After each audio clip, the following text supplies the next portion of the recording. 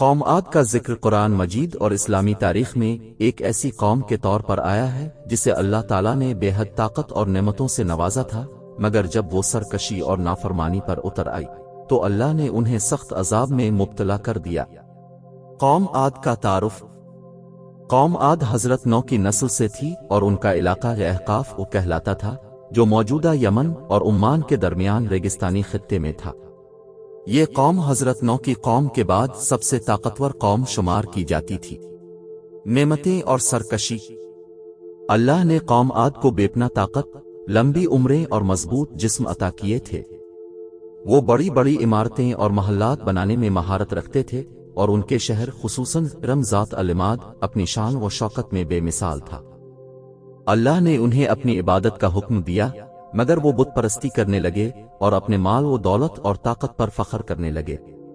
وہ کمزوروں پر ظلم کرتے اور اللہ کے نبی کا مذاق اڑاتے۔ حضرت ہود کی تبلیغ۔ اللہ نے حضرت ہود کو ان کی ہدایت کے لیے بھیجا۔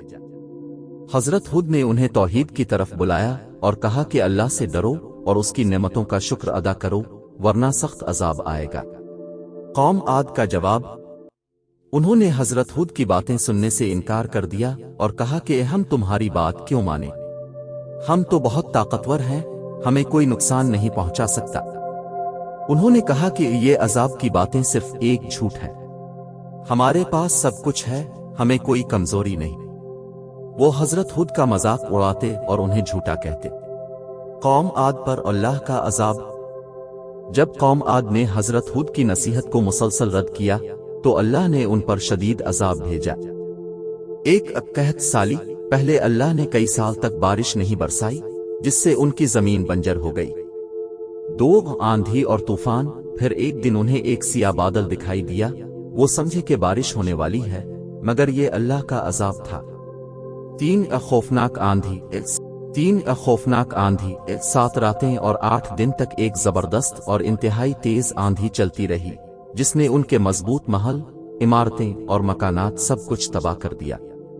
قرآن میں اللہ فرماتا ہے، اور عاد کے معاملے میں بھی ایک نشانی ہے جب ہم نے ان پر وہ ہوا بھیجی جو نہایت منحوس تھی۔ وہ ایسی ہوا تھی جو ہر چیز کو تہس نہس کر دیتی تھی۔ سورۃ الزاریات 41-42۔ قوم عاد کی ہلاکت۔ جب آندھی تھمی تو زمین پر ان کے جسم بے جان حالت میں پڑے تھے، جیسے کھجور کے گرے ہوئے تنے۔ پوری قوم ہلاک ہو گئی، صرف حضرت ہود اور ان کے چند ایمان والے ساتھی بچ گئے جو وہاں سے ہجرت کر گئے۔ قوم عاد کے انجام سے سیکھنے کا سبق۔ اللہ کی نعمتوں پر غرور نہیں کرنا چاہیے۔ اللہ کی نافرمانی اور سرکشی کا انجام ہمیشہ برا ہوتا ہے۔ دنیاوی طاقت اور دولت انسان کو اللہ کے عذاب سے نہیں بچا سکتی۔